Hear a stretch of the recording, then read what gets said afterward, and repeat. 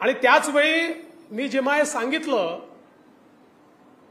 की मला मोकळं करून काम करायची संधी द्या, त्यावेळी ते निराशेतून बोललो नाही. देवेंद्र फडणवीस हा पळणारा व्यक्ती नाहीये, हा लढणारा व्यक्ती आहे.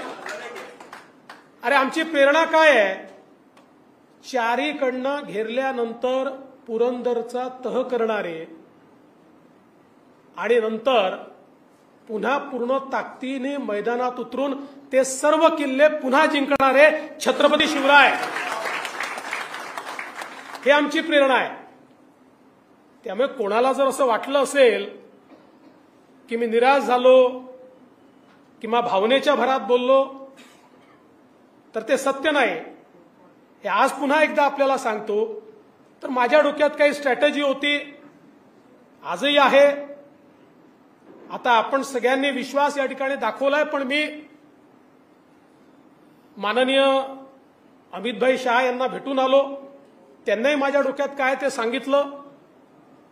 अर्थात त्यांची भूमिका काही तुमच्यापेक्षा फार वेगळी नव्हती, पण त्यांनी मला सांगितलं की आता पहिले हे सगळं काम चालू द्या, मग नंतर आपण काय ब्ल्यूप्रिंट तयार करायची आहे महाराष्ट्राची ती तयार करू. आणि त्यामुळे कुठल्याही परिस्थितीत, म्हणजे याही किंवा त्याही किंवा कुठल्याही परिस्थितीमध्ये एक मिनिट देखील मी शांत बसणार नव्हतो आणि बसणार नाहीये. त्यामुळे आता हे निश्चित सांगतो की आता तर मी काम करतोच आहे आणि ते करणारच आहे.